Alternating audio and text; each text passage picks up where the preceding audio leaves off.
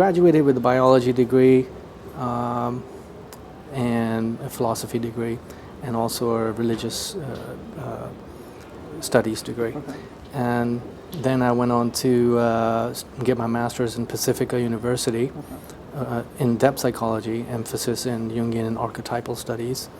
And at the moment, I am writing my thesis there, which is dealing with Islamic Gnosticism, and I'm actually concentrating on a ritual in Islam, Ashura ritual in Islam, and I'm looking at that from a Jungian approach, a Jungian lens, basically.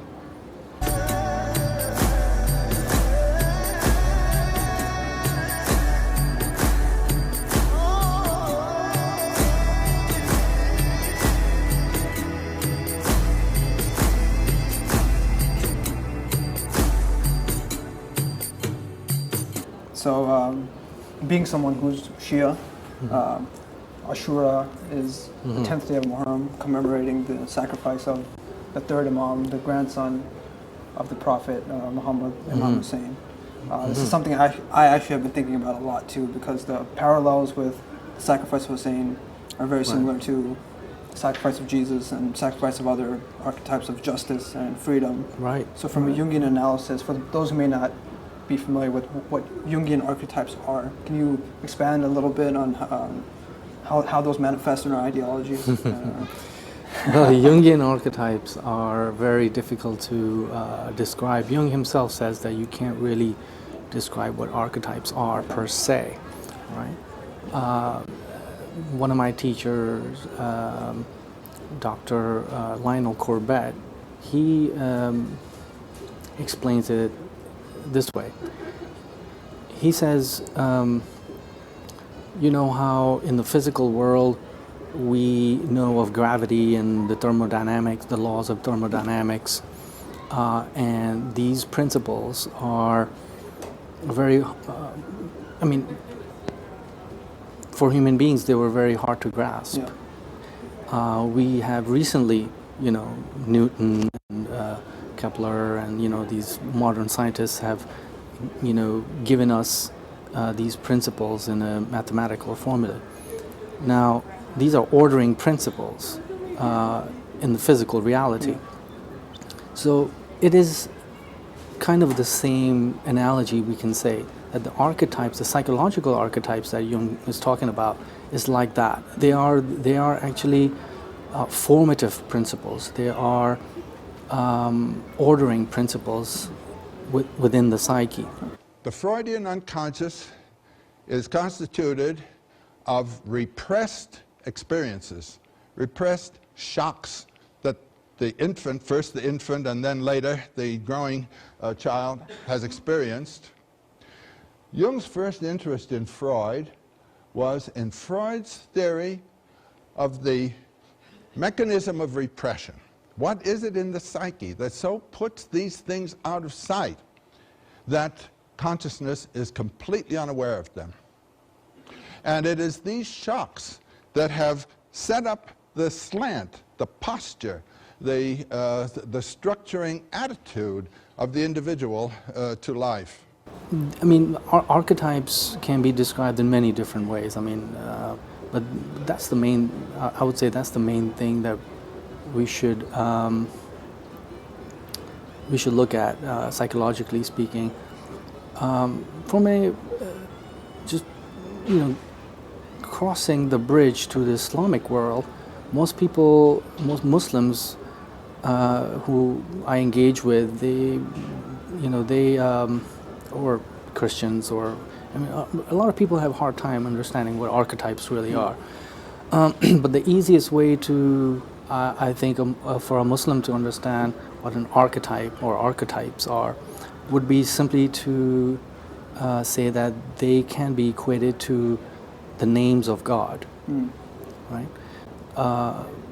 And just as every name of God has the spiritual essence within it, the all-merciful, the all-compassion, for example, Rahman or Rahim, right? These are the two names when we say Bismillah ar-Rahman ar-Rahim, in the name of Allah, right?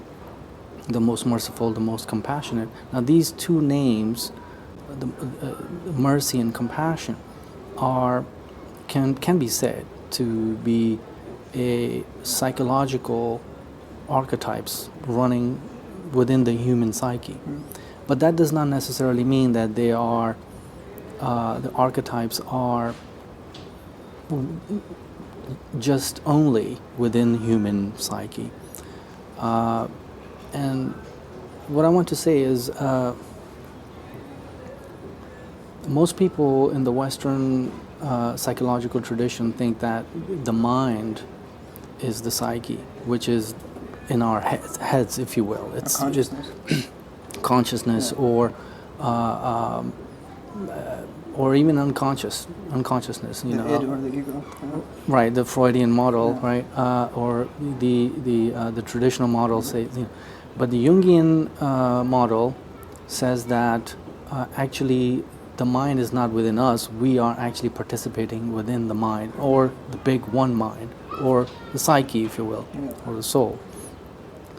So archetypes basically are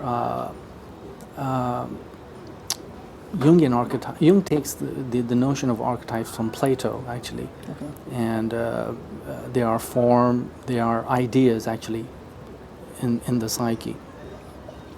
So the ideas that form our behavior in a pattern-like fashion, that's how we detect them. So I'll just end the archetypes by giving you an example, like, you know, the mother archetype, for example.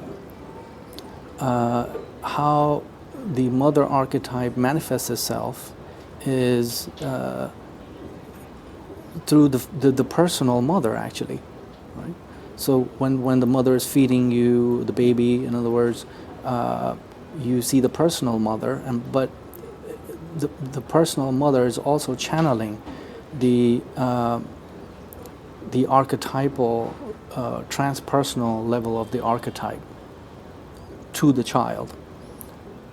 She's kind of like a biological Right. basis for how she's manifesting her behavior. It's deeply embedded in her conscious, subconscious, the way that she's behaving. A motherly instinct, as we call it. Yeah, exactly. This is That's a good word that much you deeper, use, yeah. the instincts, Yeah. because Jung actually divides, or there's a spectrum of the archetypal spectrum, we call it. So one spectrum, which is the ultraviolet end of the spectrum, is considered to be the instinctual side, and the other side, which is the violet side, is the spiritual side. So archetypes are deeply embedded in our instincts. They are like instincts. So, and I think personally, I think they are species specific, cultural specific as well. Yeah. So there are archetypes, even though on a universal level, they are universal again. They are universal formative principles, right? Beginning, no end. Well, round and round and round.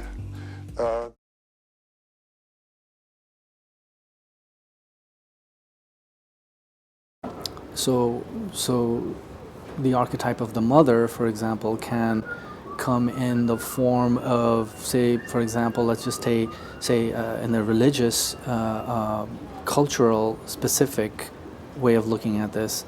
In Christianity, it can come in the motif of Mary, for example, and in, say, in Hinduism, it could come in the form of Durga Ma or even Kali Ma, because every archetype, as Jung says, has a positive and negative aspect. The shadow self. Right, there's a shadow side to the archetype. Okay.